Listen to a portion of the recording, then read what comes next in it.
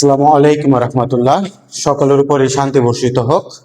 আজকে যে বিষয়টা নিয়ে আলোচনা করব তা হলো ইলেকট্রন বিন্যাসের মাধ্যমে পর্যায় সারণীতে অবস্থান নির্ণয়। আমি বরাবরের মতো এবারও বলবো যে এসএসসি রসায়নের যে কটা অধ্যায় আছে তার মাঝে সবচেয়ে গুরুত্বপূর্ণ একটা অধ্যায় হলো অধ্যায় 4 পর্যায় সারণী। এই অধ্যায়ে যে পরিমাণ বেসিক দেওয়া আছে তা একজন সায়েন্সের স্টুডেন্ট হিসেবে এই বেসিকটা তার অবশ্যই জানা দরকার। এখন বলতে পারো এই অধ্যায়টা তোমার জন্য একটা ফান্ডামেন্টাল বা ভিত্তি স্তর। এই অধ্যায়ে পর্যায় সারণীতে মৌলের অবস্থান নির্ণয় করার জন্য তোমার কিছু স্কিল থাকতে হবে। এদের মাঝে ধরো তোমার যে বিষয়গুলো জানতে হবে এর মাঝে একটা হলো মৌলগুলার পারমাণবিক সংখ্যা। তাদের পারমাণবিক সংখ্যাটা জানতে হবে, অবশ্যই জানতে হবে। এখন আমাদের মাঝে অনেক স্টুডেন্ট আমাকে প্রশ্ন করে যে স্যার, পর্যায় সারণীতে যে 118টা মৌল দেওয়া আছে এর মাঝে কয়টা মৌলের পারমাণবিক সংখ্যা বা ভর সংখ্যা জানা আমাদের জন্য ভালো? আমি বলবো তোমার 50টা পর্যন্ত জানা তোমার জন্য ভালো, তবে 30টা যদি পারো জিঙ্ক পর্যন্ত তাহলে চলে। তবে জিঙ্ক পর্যন্ত পরীক্ষা আসলে এর বাইরে কিছু মৌলের পারমাণবিক সংখ্যা বা নামগুলো তোমার মাথায় রাখতে, যেমন ক্রিপ্টন আসতে পারে, সিলভার বা আর্জেন্টিনাম 47 এগুলো আসতে পারে। তো আজকে আমরা ইলেকট্রন বিন্যাসের মাধ্যমে মৌলসমূহের অবস্থান নির্ণয় করাটা শিখবো। এখানে অবস্থান নির্ণয় করা শেখার আগে তোমাকে শুধু আমি একটা বলি, তোমাদের বইয়ে এই যে পর্যায় সারণীটা দেওয়া আছে, এই পর্যায় সারণীতে অবস্থান নির্ণয় করার আগে তোমাকে এটা জানতে হবে যে পর্যায় সারণীর একটা পটভূমি আছে। এটা আমি আমার পূর্বে একটা ভিডিও, মানে এই অধ্যায় সম্পর্কে একটা ভিডিও আমি আমার চ্যানেলে আপলোড করছি, তোমরা ইচ্ছা করলে সেটা দেখে নিতে পারো, যা তোমাদের একটু হলেও কাজে লাগবে। এই যে পর্যায় সারণীর পটভূমি, বিভিন্ন বিজ্ঞানীদের অক্লান্ত পরিশ্রমের কারণে আমরা পর্যায় সারণী পেয়েছি। এই যে ল্যাব ঐশিয়ে, তারপরে ধরো ডুবে রায়নার অথবা জন নিউল্যান্ড, আবার ধরো আমাদের যে দিমেত্রি মেন্ডেলিফের যে পর্যায় সূত্রটা ছিল এটা কিভাবে সংশোধিত হলো, এগুলা বিষয়ে তোমাকে জানতে হবে। আর এই সকল বিষয়ে আমি আমার একটা টিউটোরিয়াল চ্যানেলে আপ দেওয়া আছে, তোমরা এটা দেখে নিবা। আর দ্বিতীয়ত আমি অধ্যায়ে স্পেসিফিক ভাবে যে টপিক গুলো আছে, যেমন পর্যাবৃত্তিক ধর্ম, তড়িৎ ঋণাত্মকতা, আয়নীকরণ শক্তি, ইলেকট্রন আসক্তি, এগুলো নিয়েও আমি একটা ইন্ডিভিজুয়াল ভিডিও বা টিউটোরিয়াল দেওয়ার চেষ্টা করব। যারা এখনো আমার চ্যানেলটা সাবস্ক্রাইব করো নাই তারা চ্যানেলটা সাবস্ক্রাইব করে বেল বাটন অন করে রাখবা। দেখো, আমরা পর্যায় সারণীতে ইলেকট্রন বিন্যাসের মাধ্যমে যদি অবস্থান নির্ণয় করতে যাই, তোমাকে দুইটা বিষয় সম্পর্কে ধারণা রাখতে হবে। এক হলো পারমাণবিক সংখ্যা, তোমাকে জানতে হবে এই যে মৌলগুলা কেন তাকে এই পর্যায়ে দেওয়া হয়েছে, এই গ্রুপে স্থান দেওয়া হয়েছে, এদের গলনাঙ্ক, স্ফুটনাঙ্ক, এদের ধর্ম, এদের আকৃতি, এদের প্রকৃতি সম্পর্কে আমরা অবস্থান নির্ণয় করার মাধ্যমে জানতে পারি। এখন পর্যায় সারণীতে মৌলের অবস্থান নির্ণয় করার জন্য তোমাকে যে দুটা জিনিস জানতে হবে সেটা হলো, অবস্থান জিনিসটা নির্ণয় করার জন্য তোমাকে দুইটা জিনিস বের করতে হবে। এক হলো উক্ত মৌলের একটা পর্যায়, উক্ত মৌলের পর্যায় বের করতে হবে, আর উক্ত মৌলটা কোন গ্রুপে অবস্থান করতেছে সেই গ্রুপ সংখ্যাটা আমাদের বের করতে হবে। অর্থাৎ অবস্থান নির্ণয় করার জন্য তোমাকে এই দুইটা জিনিস বের করতে হবে, একটা হলো পর্যায় এবং তার গ্রুপ সংখ্যা। এবং তুমি এইটাও জানো যে পর্যায় সারণীতে যে মৌলগুলা আছে এই মৌলগুলোকে সাধারণত 4টা অরবিটালে বা ব্লকভুক্ত মৌলে ভাগ করা হয়েছে। সেটা কিরকম হতে পারে? একটা হলো এস ব্লক, একটা হলো পি ব্লক, একটা ডি ব্লক, আর একটা কি আমাদের এফ ব্লক। এই 4টা এফ ব্লক যুক্ত মৌলে ভাগ করা হয়েছে। এখন তোমাকে যদি কখনো প্রশ্ন করা হয় যে এস অরবিটাল বা এস ব্লকভুক্ত মৌল কাকে বলে, পি ব্লকভুক্ত মৌল কি, ডি ব্লকভুক্ত মৌল বা এফ ব্লকভুক্ত মৌল কি, তাহলে তুমি কি বলবা? তুমি বলবা যদি দেখো কোন মৌলের ইলেকট্রন বিন্যাস করার পর এই শেষ ইলেকট্রনটা এস অরবিটালে প্রবেশ করছে সেটা হলো এস ব্লকভুক্ত মৌল। যদি সর্বশেষ ইলেকট্রনটা পি তে প্রবেশ করে সেটা পি ব্লকভুক্ত মৌল, ডি তে প্রবেশ করলে ডি ব্লকভুক্ত মৌল এবং এফ এ প্রবেশ করলে এফ ব্লকভুক্ত মৌল হয়ে থাকে। এখন মৌলগুলোর অবস্থা নির্ণয় করার জন্য আমাদের একটা চার্ট বা একটা তালিকা বা একটা সারণীকে মাথায় রাখতে হবে। সেটা কি রকম হতে পারে? তুমি জানো যে এই যে মৌলগুলোর ক্ষেত্রে আমরা প্রথমে যদি লিখি 1s, এটা হলো প্রথম শক্তি স্তর, অর্থাৎ n এর মান 1, n এর মান 1 হয় সেটা প্রথম শক্তি স্তর। প্রথম শক্তি স্তরকে যেহেতু আর ভাগ করা যায় না এই কারণে এর উপস্তর সংখ্যা কয়টা? একটাই। এখন তারপরে দ্বিতীয় শক্তি স্তরে আমরা লিখবো কি 2s, আর একটা লিখবো কি 2p। অর্থাৎ দ্বিতীয় শক্তি স্তরকে দুইটা ভাগে ভাগ করা যায়, একটা 2s আর 2p। 2s আর 2p হলো দ্বিতীয় শক্তি স্তরের একটা উপস্তর। এখন এই যে 1s 2s 2p এগুলা কিভাবে গঠিত হলো এই সম্পর্কে আমার চ্যানেলে কোয়ান্টাম সংখ্যা নামে আমি একটা টিউটোরিয়াল আপলোড করা আছে, তোমরা ওই টিউটোরিয়ালটা দেখে নিলে অবশ্যই বুঝতে পারবা। এখন এই এই যে 3s 2p এর পর তৃতীয় শক্তি স্তরকে আমরা কিভাবে লিখবো? 3s লিখবো, 3p লিখবো হলো 3d। তারপরে লিখবো 4s 4p, লিখবো 4d, আরেকটা লিখবো কি 4f। অনুরূপভাবে 5s 5p 5d 5f, 6s 6p 6d, 7s 7p এবং কি লিখবো 8s। তোমরা জানো যে তোমাদের বইয়ে যে পর্যায় সারণী বা তালিকা বা চার্টটা দেওয়া আছে সেটা এইরকম ভাবে এগুলাকে বলে উলম্ব সারি বা গ্রুপ বলা হয়। এই গ্রুপগুলো কয়টা আছে আমাদের? 1 থেকে 18 পর্যন্ত গ্রুপ আছে। অর্থাৎ গ্রুপ সংখ্যা কয়টা? 1 থেকে 18 পর্যন্ত। আর এইরকম ভাবে যেগুলা দেওয়া আছে এইগুলাকে বলা হয় পর্যায়। আমাদের পর্যায় সারণীতে মোট 7টা পর্যায় আছে। কয়টা পর্যায় আছে? 7টা পর্যায় আছে। এখন এই যে মূলের অবস্থান নির্ণয় করার জন্য এই চার্ট বা তালিকাটা তোমাকে মাথায় রাখতে হবে, মনে রাখতে হবে এটা কিভাবে গঠিত হলো। এই কারণে তোমাকে কোয়ান্টাম সম্পর্কে একটু ধারণা রাখতে হবে। তুমি জানো কোয়ান্টাম সংখ্যা 4 প্রকার: প্রধান কোয়ান্টাম সংখ্যা, সহকারী কোয়ান্টাম সংখ্যা, চুম্বকীয় কোয়ান্টাম সংখ্যা, স্পিন কোয়ান্টাম সংখ্যা। এই জায়গায় যে 1s 2s 2p এইগুলো সাধারণত n এর উপর নির্ভর করে। 1টা n 2 2 3 4 5 গুলো n এর মান, মানে প্রধান কোয়ান্টাম সংখ্যার মান। আর যে অরবিটাল গুলোর কথা আমরা বলতেছি সেটা হলো n এর উপর নির্ভর করে অরবিটাল গুলো গঠিত হয়। যেমন তুমি জানো যে এল এর মান যখন 0 হয় সেটা আমাদের এস অরবিটালকে বোঝায়। এল এর মান যখন 1 হয় সেটা আমাদের পি অরবিটালকে বোঝায়। এল এর মান যখন 2 হয় সেটা আমাদের ডি অরবিটালকে বোঝায়। আর যখন আমাদের এল এর মান যখন 3 হয় সেটা আমাদের এফ অরবিটালকে নির্দেশ করে। এখন এই যে এসপিডিএফ যে অরবিটাল মোট 4 প্রকার, এদের মাঝে নির্দিষ্ট সংখ্যক ইলেকট্রন প্রবেশ করতে পারে। যেমন এস অরবিটালের সর্বোচ্চ আমাদের 2টা ইলেকট্রন যেতে পারে, পি অরবিটালের সর্বোচ্চ 6টা, ডি অরবিটালে 10টা এবং এফ অরবিটালে 14টা ইলেকট্রন প্রবেশ করতে পারে। অর্থাৎ এদের ইলেকট্রন ধারণ ক্ষমতা নির্দিষ্ট, এর চেয়ে বেশি যেতে পারে না, কিন্তু এর চেয়ে কম প্রবেশ করতে পারে। এখন যদি তুমি এই চার্ট বা তালিকার মাঝে আসো তাহলে দেখো প্রথম স্তরে 1s, তারপর 2s 2p, তারপর 3s 3p 3d, 4s 4p 4d 4f, 5s 5p 5d 5f, 6s 6p 6d, 7s 7p এবং 8s। এখন যদি তুমি এরকম করো, ধরো প্রথম এইরকম ভাবে, তার মানে প্রথম স্তরের ইলেকট্রনটা কোথায় যাবে? 1s এ যাবে। তারপর কোথায় যাবে? 2s এ যাবে। 2s এ যাওয়ার পর কোথায় যাবে? 2p তে যাবে। 2p তে যাওয়ার পর যাবে কোথায়? 3s। 3s এ যাওয়ার পর 3p। 3p তে যাওয়ার পর 4s। তারপর আমাদের কোথায় যাবে? 3d। 3d তে। 3d তে যাওয়ার পর 4p। 4p এর পর 5s, এরকম ভাবে 4d 4 5p 6s, তারপরে 4f, যে 5d 6p 7s, তারপর হলো 5f 6d 7p এবং কি 8s। এইভাবে ইলেকট্রনটা পর্যায়ক্রমে প্রবেশ করে থাকে।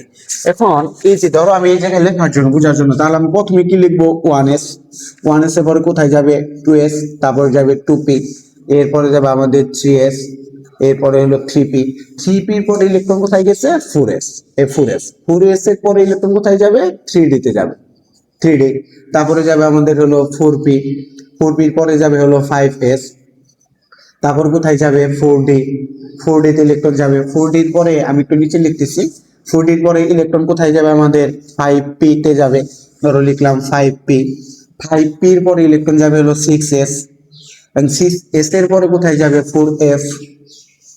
তারপরে যাবে আমাদের 5d 6p, যে 5d, তারপরে যাবে 6p তে, তারপরে যাবে হলো 7s এ ইলেকট্রন যাবে। এরপরে হলো 5f, তারপর হলো আমাদের 6d, এরপর আমাদের 7p এবং সবার লাস্টে 8s এ ইলেকট্রন প্রবেশ করবে। এইভাবে পর্যায়ক্রমে ইলেকট্রনটা ক্রমান্বয়ে প্রবেশ করে থাকে। এখন তুমি একটু দেখো 1s এ আমরা একটু আগে বললাম এস এ সর্বোচ্চ কয়টা ইলেকট্রন যেতে পারে? 2টা। তার মানে আমি এস এ দিয়ে দিব 2টা, এস এ 2টা, পি তে আমাদের 6টা, এই যে এস এ 2টা, পি তে 6টা, এস এ 2টা, ডি তে আমাদের সর্বোচ্চ 10টা, পি তে 6, এস এ 2, ডি তে 10 10, পি তে 6 2 14, তারপর হলো 10, তারপরে ধরো 6 2 14 10 6 টু, এইভাবে ইলেকট্রনটা প্রবেশ করে। এই যে ইলেকট্রনটা প্রবেশ করলো, এটার জন্য আমার এই চ্যানেলটা আলাদা টিউটোরিয়াল দেওয়া আছে। এর পরবর্তীতে আমি অরবিটাল নিয়ে একটা টিউটোরিয়াল দেওয়ার চেষ্টা করব। আজকে আমরা ইলেকট্রন বিন্যাসের মাধ্যমে অবস্থা নির্ণয় করবো। এখন অবস্থা নির্ণয় করার ক্ষেত্রে বাচ্চারা, আমি একটু আগে বললাম কয়টা বিষয় যেন আমাকে নির্ণয় করতে হবে, দুইটা বিষয়। একটা হলো উক্ত মৌলের পর্যায় সংখ্যা, অর্থাৎ ওই মৌলটা পর্যায় সারণীতে যে 7টা পর্যায় আছে, 7টা পর্যায়ের মাঝে কয় নং পর্যায়ে অবস্থান করতেছে সেটা নির্ণয় করতে হবে। আর দুই হলো উক্ত মৌলের একটা গ্রুপ সংখ্যা নির্ণয় করতে হবে, অর্থাৎ কত নং গ্রুপের মৌল। এই দুইটা নির্ণয় করলে মৌলটি পদার্থগত অবস্থা নির্ণয় করা হয়ে যাবে। এখন আমি যদি সবার আগে ফার্স্টে, এখন অনেক স্টুডেন্ট, একটু বলে নিই, অনেক স্টুডেন্ট এরকম বলে যে স্যার, যে আমি কিরকম ভাবে শিখবো, এটা কি কোনো শর্টকাট টেকনিক বা পদ্ধতি আছে? অনেক শর্টকাট পদ্ধতি আছে, কিন্তু তুমি মাথায় রেখো যে জিনিসটা তোমাদের সফলতার দিকে নিয়ে যাবে, সফলতার কোনো শর্টকাট নাই। এই কারণে তোমাকে পরিশ্রম করতে হবে, এগুলো তোমাকে প্র্যাকটিস করতে হবে। অনুশীলন করতে করতে দেখবা তোমার মস্তিষ্ক কেমন ভাবে গেঁথে গেছে, তখন মৌলটার নাম শোনা মাত্রই তুমি তোমার পারমাণবিক সংখ্যা, পারমাণবিক ভর সংখ্যা, মৌলটার অবস্থান এই সম্পর্কে বলতে পারবে। এই কারণে তোমাকে বারবার প্র্যাকটিস করতে হবে। প্র্যাকটিস করতে করতে ওই সম্পর্কে তোমার ধারণা হয়ে যাবে। তাহলে আমরা দেখো, যদি প্রথমে একটা আসি, যেমন পর্যায় সারণীর প্রথম মূল্যটা কি আমাদের হাইড্রোজেন, তার পারমাণবিক সংখ্যা কত লিখবো আমরা? 1 লিখবো। এখন যেহেতু তুমি জানো এর প্রথম শক্তি স্তরে আমাদের একটা ইলেকট্রনে আছে, তাহলে হাইড্রোজেনের পারমাণবিক সংখ্যা যখন 1, আমরা এইটাও জানি যে অ্যাকর্ডিং টু বোর মডেল অনুসারে যে মৌলের প্রাথমিক পর্যায়ে পারমাণবিক সংখ্যা যে কয়টা থাকে, নিউক্লিয়াসে কয়টা প্রোটন সংখ্যা থাকে। এখন পারমাণবিক সংখ্যা বলতে 1 বোঝাচ্ছে, প্রোটন সংখ্যা 1, তাহলে হাইড্রোজেন ইলেকট্রন সংখ্যা 1। যেহেতু আমাদের প্রথম শক্তি স্তরটা 1s, এসে যেহেতু সর্বোচ্চ 2টা যেতে পারে, কিন্তু ইলেকট্রন আছে একটা, তাহলে একটাই যাবে। তাহলে এই যে এস ব্লক মুক্ত মৌল, এখন এস ব্লক মুক্ত মৌলের পর্যায় বা গ্রুপ নির্ণয় করার ক্ষেত্রে তোমাদের বইয়ে 3টা রুলের কথা আলোচনা করা হয়েছে। রুল নাম্বার ওয়ান হলো, সর্বশেষ ইলেকট্রনটা যদি এস এ প্রবেশ করে, তাহলে এস অরবিটালের প্রবেশকৃত ইলেকট্রনের তার গ্রুপ সংখ্যা। এখন তুমি জানো এস এর সর্বোচ্চ 2টা ইলেকট্রন থাকতে পারে, তাহলে এর সর্বোচ্চ গ্রুপ কত হবে? 1 থেকে 2 হবে। আমি কি বললাম আবার বলো। রুল নাম্বার ওয়ান, এস অরবিটালে যদি শেষ ইলেকট্রনটা প্রবেশ করে, তাহলে এস অরবিটালের প্রবেশকৃত ইলেকট্রনটাই তার গ্রুপ সংখ্যা। যেহেতু এস এর সর্বোচ্চ আমাদের 2টা ইলেকট্রন থাকতে পারে, তার মানে এস এর সর্বোচ্চ গ্রুপ 1 থেকে 2 পর্যন্ত হবে। হ্যাঁ, তারপর হলো রুল নাম্বার 2। রুল নাম্বার কি? 2 তে কি বলবো? যদি সর্বশেষ ইলেকট্রনটা এস আর পি তে যা থেমে যায়, কি বললাম যে সর্বশেষ ইলেকট্রনটা এস অরবিটাল ও পি অরবিটালে যে থেমে যায়, তাহলে এই এস অরবিটাল আর পি অরবিটালের ইলেকট্রন সংখ্যা যোগ করে তার সাথে আমার কত যোগ করতে হবে? 10 যোগ করে গ্রুপ নির্ণয় করতে হবে। দেখো আবার বলি, রুল নাম্বার 2 তে বললাম সর্বশেষ ইলেকট্রনটা যদি এস আর পি তে যে থেমে যায়, তাহলে এস আর পি অরবিটালের প্রবেশকৃত ইলেকট্রন সংখ্যার সাথে 10 যোগ করে আমাকে গ্রুপ সংখ্যা বের করতে হবে। রুল নাম্বার 3, যদি সর্বশেষ ইলেকট্রনটা এস আর ডি তে যে থেমে যায়, সর্বশেষ ইলেকট্রনটা এখন কোথায়? এস আর ডি অরবিটালে যে থেমে যায়, তাহলে এস আর ডি অরবিটালের ইলেকট্রন সংখ্যার যোগফলই তার কি হবে? গ্রুপ সংখ্যা। অর্থাৎ এদের ইলেকট্রন সংখ্যা যে কয়টা থাকবে, তাদের টোটাল যোগফলটা তার কি হবে? গ্রুপ সংখ্যা হবে। তাহলে আমি প্রথম থেকে আবার একটু বলি যে পর্যায় সারণী মৌলের অবস্থা নির্ণয় করার জন্য তোমাকে পর্যায় এবং গ্রুপ নির্ণয় করতে হবে। আর গ্রুপ নির্ণয় করার জন্য তোমাদের বইয়ে 3টা রুলস দেওয়া আছে বা নিয়ম দেওয়া আছে। প্রথম নিয়মটা কি? যদি কোনো মৌলের ইলেকট্রন সংখ্যা এস অরবিটালে গিয়ে থেমে যায়, তাহলে এস অরবিটালের প্রবেশকৃত ইলেকট্রনই তার গ্রুপকে নির্দেশ করবে। যেহেতু এস অরবিটালে সর্বোচ্চ 2টা ইলেকট্রন থাকতে পারে, তার মানে গ্রুপ সর্বোচ্চ কত হবে? 2 পর্যন্ত হবে। রুলস 2 হলো, নিয়ম 2 নাম্বার হলো, যদি সর্বশেষ ইলেকট্রনটা এস আর পি তে যে থেমে যায়, তাহলে এস আর পি অরবিটালের ইলেকট্রনের সাথে 10 যোগ করে আমাকে গ্রুপ নির্ণয় করতে হবে। 3 নাম্বার রুলস হলো, যদি সর্বশেষ ইলেকট্রনটা এস আর ডি অরবিটালে যে থেমে যায়, তাহলে এস আর ডি অরবিটালের ইলেকট্রন সংখ্যার যোগফলই হবে তার গ্রুপ সংখ্যা। আর পর্যায়ের ক্ষেত্রে আমরা বলবো উক্ত মৌলের কোয়ান্টাম সংখ্যা, মানে সর্বোচ্চ কোয়ান্টাম সংখ্যার মানটা তার পর্যায় সংখ্যা, অথবা ওই মৌলের ইলেকট্রন বিন্যাস যে কয়টা স্তরে বিভক্ত থাকবে, অর্থাৎ প্রধান কোয়ান্টাম সংখ্যার মান সর্বোচ্চ যত হবে সেটাই তার পর্যায় সংখ্যা। তাহলে আমরা একটু আসি হাইড্রোজেন। এর ছেষট্টি স্তরে একটা ইলেকট্রন আছে, তার মানে এস ব্লকভুক্ত মৌল। আর তুমি একটু আগে বললা এস অরবিটালে প্রবেশকৃত ইলেকট্রনটা তার গ্রুপ সংখ্যা, তাহলে হাইড্রোজেনের গ্রুপ কত হবে আমাদের? হাইড্রোজেনের গ্রুপ হবে 1 নং গ্রুপে। যেহেতু ইলেকট্রন একটা স্তরে বিভক্ত, তার মানে পর্যায় হবে কত? 1 নং পর্যায়, 1 নং গ্রুপে 1 নং পর্যায়ে। বুঝতে পারছো? এখন যদি তুমি এরকম ধরো, যে ধরো আমি মনে করলাম যে ম্যাগনেসিয়াম এর পারমাণবিক সংখ্যা কত? 12। তাহলে আমরা লিখতে পারি, যেহেতু প্রথমে 1s ইলেকট্রন যাবে, আমরা লিখতে পারি 1s, তারপরে লিখবো 2s, এরপর লিখবো 2p, এরপর লিখবো 3s। এখন দেখো s এর সর্বোচ্চ 2টা দিতে হবে, as এর 2টা, p তে আমাদের কয়টা যাবে? 6টা যাবে। p তে ধরো আমরা এটা একটু পরিষ্কার করে দিচ্ছি, p তে যাবে 6টা, আর s এ যাবে কয়টা? দেখো ওই ইলেকট্রন একটু কাউন্ট করো, 2 2 4 6 10, ছিল 12টা, তার মানে 2টা দিতে হবে। এখন এটা তার সর্বশেষ শক্তি স্তর, এই শক্তি স্তরে এস শেষ ইলেকট্রনটা এসে যে থেমে গেছে, তার মানে এসে কয়টা ইলেকট্রন আছে? 2টা। তাহলে ম্যাগনেসিয়াম এর গ্রুপ আমরা কত লিখবো? ম্যাগনেসিয়ামের গ্রুপ লিখবো আমরা 2। এখন দেখো ম্যাগনেসিয়ামের সর্বোচ্চ কোয়ান্টাম সংখ্যার মান কত? 3। তাহলে ম্যাগনেসিয়ামের পর্যায় কত হবে? 3 হবে। বুঝতে পারছো? এটা এখন দেখো, এখন যদি এটা বুঝিয়ে থাকো তাহলে আমরা আরেকটা করার চেষ্টা করি। দেখো এটা একটু পরিষ্কার করে দিই। হ্যাঁ, দেখো আমি লিখলাম, ধরে লিখলাম পটাশিয়াম এর পারমাণবিক সংখ্যা হলো 19। তাহলে যদি আমরা ইলেকট্রন বিন্যাস করি, সেটা হলো 1s এ আমাদের 2টা, তারপরে 2s এ 2টা, 2p তে আমাদের 6টা, আমাদের 3s এ আমাদের 2টা, 3p তে আমাদের 6টা। দেখো কয়টা হয়ে গেছে? 10টা 6টা 18টা হয়ে গেছে। এরপরে ইলেকট্রন দিতে হবে কোথায়? 4s এ। এই যে দেখো 3p এর পরে ইলেকট্রন কোথায় যাচ্ছে? 4s এ। 4s এখন ইলেকট্রন আমরা কয়টা দিব? 18টা হয়ে গেছে, 19টা ছিল, একটাই দিয়ে দিব। এখন কেন ইলেকট্রন 4s এ গেল, 3d তে না গেল? এটার জন্য আমি আলাদাভাবে যে টিউটোরিয়ালটা দিছি, ওই জায়গায় তখন লেখা ছিল যে n+l নামক একটা নীতি আছে, যাকে আহ্বান নীতি বলা হয়। এই n+l মানের উপর নির্ভর করে যে অরবিটালটা সাধারণত নিম্ন শক্তির হয়, অর্থাৎ n+l এর মান কম হয়, সেটা নিম্ন শক্তির অরবিটাল। যেটা n+l এর মান বেশি হয়, সেটা উচ্চ শক্তির অরবিটাল। নিম্ন শক্তির অরবিটালে আগে ইলেকট্রন প্রবেশ করে, পরে উচ্চ শক্তির অরবিটালে প্রবেশ করে। এখন যদি তুমি এই 3d এর জন্য n+l এর মানটা হিসাব করো, তাহলে এই জায়গায় n এর মান চাচ্ছি, এল এর জন্য মানে আমাদের ডি এর জন্য এল এর মানটা কত হয়ে থাকে? 2 হয়ে থাকে। তাহলে 3+2 আমাদের কত আসতেছে? 5। আবার ধরো যদি আমি 4s এর জন্য n+l এর মান হিসাব করি, তাহলে কি আসতেছে? n এর মানটা 4, s এর জন্য l এর মানটা 0 হয়, তার মানে 4। তার যেহেতু 4টা ছোট এবং 5টা বড়, মানে 4টা নিম্ন শক্তির অরবিটাল, এই কারণে আগে 4s এ গেছে ইলেকট্রন, 4s এ গেছে। এখন দেখো উক্ত মৌলের ইলেকট্রন বিন্যাস যদি তুমি একটু লক্ষ্য করো, দেখবা এই মৌলের সর্বশেষ শক্তি স্তর কোনটা? 4s। এবং ইলেকট্রনটা 4s এ গিয়ে কি গেছে? থেমে গেছে। এবং এস অরবিটালে কয়টা ইলেকট্রন আছে? একটা। তাহলে পটাশিয়ামের গ্রুপ সংখ্যা আমাদের কত হবে? 1 হবে। কেন? কারণ ওই যে এস অরবিটালে যদি ইলেকট্রন যে থেমে যায়, তাহলে এস অরবিটালে প্রবেশকৃত ইলেকট্রনই তার গ্রুপ সংখ্যা।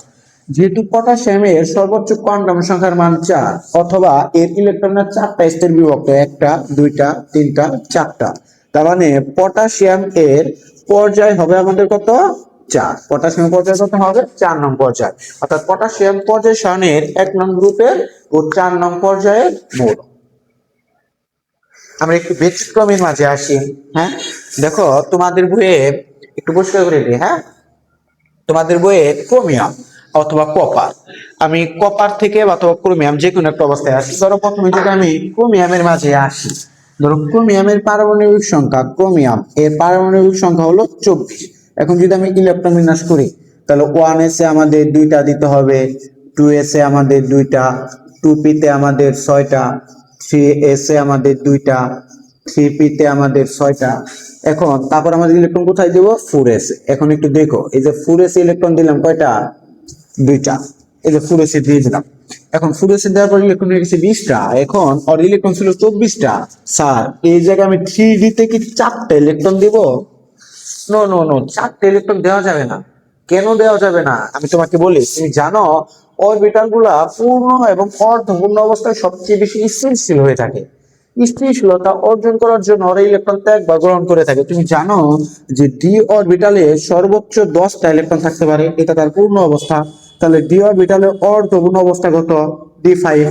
অর্থাৎ এই দুইটা অবস্থায় ডি অরবিটালটা সবচেয়ে বেশি স্থিতিশীল। যেহেতু ক্রোমিয়ামের ইলেকট্রোবিন্যাসে দেখতে পাচ্ছ এই ডি অরবিটালে 4টা ইলেকট্রন আছে এবং 4s এ 2টা ইলেকট্রন আছে। এই কারণে কি হবে, 4s এ একটা ইলেকট্রন দিয়ে 3d তে 5টা ইলেকট্রন দিতে হবে, কারণ স্থিতিশীলতা অর্জন করার জন্য। এইভাবে দিলে এটা হবে না, এটা হবে না। তার মানে তোমার প্রশ্নটা পরীক্ষা এইরকম ভাবে অনেক সময় আসে, ধরো যে লিখলাম ns, তারপরে লিখছে ইন্টু n-1 ইন্টু টি, ধরে এইরকম ভাবে আসে ইলেকট্রনের কাঠামো। এটার মানে কি, অর্থাৎ n এর মান যদি তুমি 4 ধরো তাহলে এটা 4s, ধরো n এর মান যদি এই জায়গায় 4 ধরো তাহলে এটা 4s, n-1 4 - 1 তার মানে পরেরটা হবে কি 3d। এটা যদি 5s হয় এটা কি হবে 4d। এটা যদি 6s হয় এটা কি হবে 5d। এরকম ভাবে হবে। এখন এরকম ভাবে হওয়ার মানে হলো তখন তোমার ইলেকট্রন প্রবেশ করা তুমি কি রকম ভাবে, s এ একটা, d তে 5টা অথবা 10টা, s এ একটা, d তে 5টা অথবা 10টা, s এ একটা, d তে 5টা অথবা 10টা। কেন? কারণ এই ডি পূর্ণ অর্ধপূর্ণ অবস্থায় বেশি স্থিতিশীল। এই কারণে এস অরবিটালে এই জায়গায় ইলেকট্রন একটা দিয়ে আমাদের ডি অরবিটালে কয়টা দিতে হবে, 5টা দিতে হবে। এটা হলো ক্রোমিয়ামের ইলেকট্রন বিন্যাস। এখন দেখো ক্রোমিয়ামের শেষ শক্তি স্তরটা এটা হলেও সর্বশেষ ইলেকট্রনটা আমরা ডিতে প্রবেশ করেছি, তার মানে এটা ডি ব্লকভুক্ত মৌল। তাহলে ডি ব্লকভুক্ত মৌলে গ্রুপ সংখ্যা নির্ণয় করার শর্ত কি ছিল, এস আর ডি অরবিটাল ইলেকট্রন সংখ্যা যোগ করলে তার গ্রুপ সংখ্যা বের হয়ে পড়ে। তাহলে এই জায়গায় আমাদের কয়টা ইলেকট্রন আছে, 5টা, আর এই জায়গায় কয়টা আছে, একটা, যোগ করলে কত হয় 6। তাহলে আমরা লিখতে পারি ক্রোমিয়াম এর গ্রুপ আমাদের কত হবে, 6 নং গ্রুপের মৌল। যেহেতু ইলেকট্রন বিন্যাস 4টা স্তরে বিভক্ত, তার মানে পর্যায় কত হবে 4 হবে। পর্যায় কত হবে 4 হবে। দেখো বুঝতে পারছো? আর এটা যদি বুঝে থাকো তাহলে এইরকমের আরেকটা ইলেকট্রন বিন্যাস আছে মৌলের, সেটা হলো কি কপার। কপারের কত পারমাণবিক সংখ্যা 29। কপারের পারমাণবিক সংখ্যা কত 29। এটা একদম পরিষ্কার করে দিচ্ছি। ধরো আমরা যদি এখন কপারের ক্ষেত্রে আসি, যে কপারের পারমাণবিক সংখ্যা আমরা জানি Cu, এটার হলো পারমাণবিক সংখ্যা হলো 29। তাহলে আমরা লিখবো 1s এ 2টা, 2s এ 2টা, 2p তে 6টা, 3s এ 2টা, 3p তে 6টা, এরপরে দেবো 4s এ 2টা দিলাম। প্রাথমিক পর্যায়ে দেখো কয়টা হয়ে গেছে আমাদের, 20টা হয়ে গেছে। তার মানে 3d থেকে স্যার এখানে আমি 9টা দিয়ে দিব, 9টা দিয়ে দিলে কি হবে না, 9টা দিলে হবে না। ওই কারণে, কারণ ডি অরবিটালটা পরিপূর্ণ এবং অর্ধপূর্ণ অবস্থায় স্থিতিশীল এবং পরিপূর্ণ অবস্থায় এই জায়গায় একটা ইলেকট্রন কম আছে। এই কারণে কি করবে, এই 3d অরবিটালের যে 9টা ইলেকট্রন ছিল আর 4s এর যে 2টা ছিল, এই 2টা থেকে একটা ইলেকট্রন এই জায়গায় চলে যাবে আর এই জায়গায় আমাদের এক হয়ে যাবে। এটা হলো আমাদের কপারের ইলেকট্রন। তাহলে কপারের শেষ ইলেকট্রনটা তুমি ডি অরবিটালে প্রবেশ করাইছো, তাহলে ডি অরবিটালের সাথে এস অরবিটালের ইলেকট্রন সংখ্যা যোগ করলে তার গ্রুপ সংখ্যা বের হয়। তাহলে ডিটা আছে কয়টা 10টা আর এস আছে কয়টা একটা, তাহলে টোটাল কত হলো 11। তার মানে কপার কত নং গ্রুপের মৌল হবে, কপারের গ্রুপ হবে আমাদের 11। কপারের গ্রুপ কত হবে 11। তাহলে কপার এর পর্যায় কত হবে আমাদের, যেহেতু 4টা স্তর বিভক্ত অথবা সর্বোচ্চ কোয়ান্টাম সংখ্যার মান 4, তার মানে পর্যায় হবে কত 4। পর্যায় কত হবে 4। বুঝতে পারছো? আচ্ছা, এটা যদি বুঝে থাকো, ধরো আমরা আরেকটা বিপ্লব মুক্ত মৌলের ক্ষেত্রে আসি। যেমন ধরো ফসফরাস, এর পারমাণবিক সংখ্যা হলো 15। তাহলে আমরা লিখবো কত, 1s এ 2টা, 2s এ 2টা, 2p তে 6টা। এখন এরপরে 3s আমাদের দিতে হবে কয়টা, 2টা। ইলেকট্রন হয়ে গেছে কয়টা, 10টা, 2টা 12টা, ছিল 15টা। তার মানে 3p তে আমাদের সর্বোচ্চ 6টা দিতে পারে, কিন্তু যেহেতু 3টা আছে 3টাই দিতে হবে। তার মানে এর শেষ ইলেকট্রনটা পি অরবিটালে প্রবেশ করছে, এটা হলো পি ব্লকভুক্ত মৌল। তাহলে পি ব্লকভুক্ত মৌলের গ্রুপ নির্ণয় করার শর্ত কি ছিল, যে পি অরবিটাল ও এস অরবিটাল ইলেকট্রন সংখ্যা যোগ করে তার সাথে কত যোগ করতে হবে, 10 যোগ করতে হবে। তাহলে এস অরবিটাল আছে 2টা, পি তে আছে 3টা, তাহলে 3 আর 2 কত 5, 5 এর সাথে আমি কত যোগ করব, 10 যোগ করব। তাহলে কত হলো আমাদের 15। তাহলে ফসফরাস এর গ্রুপ আমাদের কত হবে 15। এখন ফসফরাসের ইলেকট্রন বিন্যাস একটু যদি লক্ষ্য করি, এটা একটা স্তর, এটা একটা স্তর, এটা একটা স্তর, মানে 3টা স্তরে বিভক্ত। তার ফসফরাসের পর্যায় কত হবে 3 হবে। ফসফরাসের পর্যায় কত হবে 3 হবে। অনুরূপ ভাবে তুমি যদি এরকম ভাবে মনে করো, এটা একটু পরিষ্কার করে দিচ্ছি। ধরো যদি মনে করো অ্যালুমিনিয়াম, এর পারমাণবিক সংখ্যা কত আমরা জানি 13। তাহলে আমরা লিখবো কি 1s। ওয়ান এসে আমাদের দুইটা, টু এসে আমাদের দুইটা, টু পিতে আমাদের ছয়টা, থ্রি এসে দুইটা, 12টা হয়ে গেছে। তাহলে থ্রি পিতে আমরা কয়টা দিব? একটা ইলেকট্রন দিব। তার পি ব্লক উত্তম হলো। তাহলে এস অরবিটাল এবং পি অরবিটাল ইলেকট্রন দুইটা যোগ করব, যোগ করে এদের সাথে কত যোগ করব? 10। 10 যোগ করলে আমাদের 3 আর 10 আসতেছে 13। তার মানে অ্যালুমিনিয়াম এর গ্রুপ আমাদের কত হবে? 13। আর অ্যালুমিনিয়াম এর ইলেকট্রোমিনাসটা একটু যদি লক্ষ্য করো, দেখবা কয়টা স্তরে বিভক্ত? একটা, দুইটা, তিনটা স্তরে বিভক্ত। তার মানে পর্যায় কত হবে আমাদের? তাহলে অ্যালুমিনিয়াম পর্যায় সারণীর 13 নং গ্রুপে ও 3 নং পর্যায়ে মৌল। অনুরূপ ভাবে তুমি যে কোনো মৌলের কথা বলতে পারো। যেমন ধরো তুমি যদি বলো আমি স্যার ক্লোরিনেরটা করব, ক্লোরিন, তাহলে ক্লোরিনের পারমাণবিক সংখ্যা লেখো। কত জন? 17। ক্লোরিন 17। তাহলে লিখবো ওয়ান এস এ দুইটা, টু এস এ দুইটা, টু পিতে আমাদের ছয়টা, থ্রি এস এ আমাদের দুইটা, থ্রি পিতে আমাদের কয়টা দিতে হবে? 12টা হয়ে গেছে। এখন দিতে হবে 5টা। তাহলে এটা পি ব্লক। তাহলে এই পি অরবিটাল ইলেকট্রন এবং এস অরবিটাল ইলেকট্রন যোগ করো, যোগ করে তাদের সাথে আমি কত যোগ করব? 10। তাহলে 5 আর 2 এ 7 আর 10 এ 17। তাহলে ক্লোরিন যে মৌলটা আছে তার গ্রুপ হবে আমাদের 17 নং। আর ক্লোরিনের ইলেকট্রোবিন্যাসটা একটু লক্ষ্য করো, দেখো এর ইলেকট্রোবিন্যাস একটা, দুইটা, তিনটা স্তরে বিভক্ত। তার মানে পর্যায়গত হবে, পর্যায়গত হবে। এখন যদি আমরা একটু উপরে বড়র দিকে যাই, যেমন ধরো সিলভার, কিসের কথা বলবো? সিলভার। এই পারমাণবিক সংখ্যা কত? 47। সিলভারের পারমাণবিক সংখ্যা কত? 47। এখন তুমি সিলভারের মাঝে একটু আসো, তাহলে তুমি লেখো যে সিলভার এটা হলো 47। এটাকে বলে আর্জেন্টাম। এর ল্যাটিন নাম কি? আর্জেন্টাম। এটা একটা ধাতু। দেখো রূপ্য। এখন প্রথমে আমাদের দিতে হবে কি? One S. One S A দুইটা, এরপর আমরা দিব টু এস এ দুইটা, টু পেতে আমাদের ছয়টা, থ্রি এস এ আমাদের কয়টা দিতে হবে? দুইটা, থ্রি পিতে আমাদের ছয়টা। এরপর আমরা ইলেকট্রন কোথায় দিব? Four S. ধরো ফোর এস এই জায়গায় দিয়ে দিলাম দুইটা। এরপরে দিব থ্রি ডি। থ্রি ডিতে কয়টা দিব? 10টা। এরপরে দিব আমরা থ্রি ডির পরে কোথায় দিব? Four P. ফোর পিতে দিব ছয়টা। এখন ইলেকট্রন ছয়টার পর আমরা আবার ধরো তারপরে দিতে হবে ফাইভ এস। ফাইভ এস এর দুইটা। ফাইভ এস এর পরে ধরো একটু কাউন্ট করে নি, হ্যাঁ, দুই, দুই, 4 আর 6 10। 10 আর 2 12, 12 আর 6 18, 20, 10, 30, 36, 36 আর 2 হলো কত? 38। তার মানে 4p 5s এর পরে আমাদের দিতে হবে 4d। আমাদের ইলেকট্রন ছিল কয়টা? 47টা।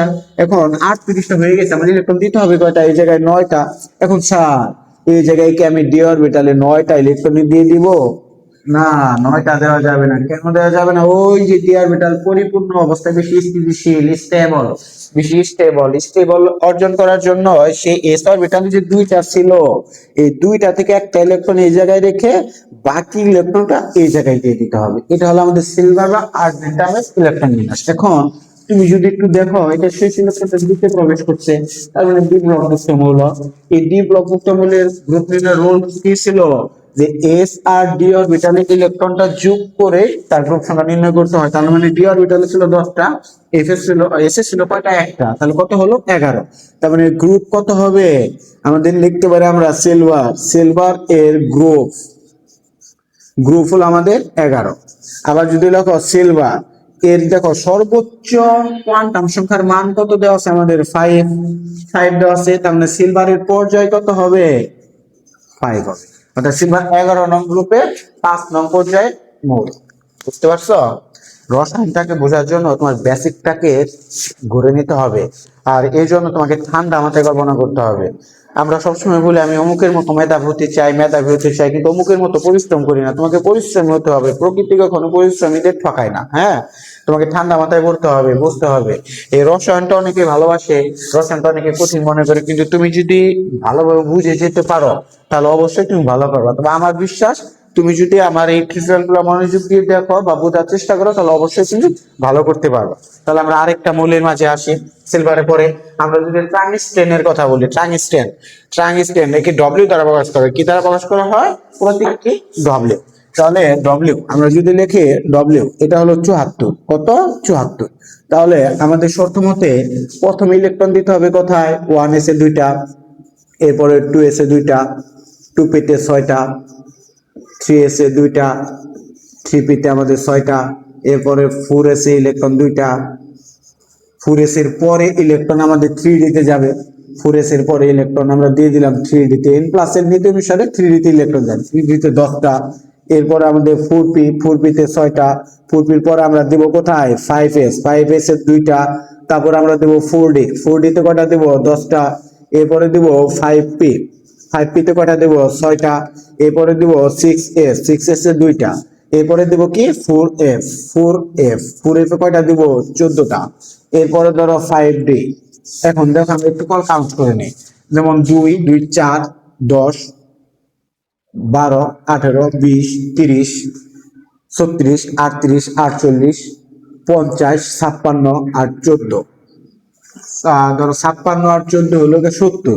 তাহলে 5d তে আমি কয়টা দিব ছিল 74টা, এই জায়গায় কি আমি 4টা দিয়ে দিব 4টা। এই যে দেখো এই জায়গায় একটা কথা হলো, ওই যে 4f আমরা জানি যে 5d, এই 5d এর আগে 4f 6 এসে গেছিল, তখন এই জায়গায় 6s এর জায়গায় আমাদের একটা দিয়ে 6s এর জায়গায় আমাদের একটা দিয়ে এই জায়গায় কয়টা দিতে হবে 5টা দিতে হবে। তাহলে এটা ডিপ্লবমুক্ত মৌল, তাহলে এর গ্রুপ কত হবে 5 আর 1 6 নং গ্রুপের মৌল। এটা হলো গ্রুপ হলো 6, টাংস্টেন হলো 6 নং গ্রুপের মৌল। আর আমাদের পর্যায় কত হবে, পর্যায় হবে আমাদের, যেহেতু সর্বোচ্চ কোয়ান্টাম সংখ্যার মান 6, তার মানে 6 নং পর্যায়ের মৌল, 6 নং গ্রুপ ও 6 নং পর্যায়ের মৌল।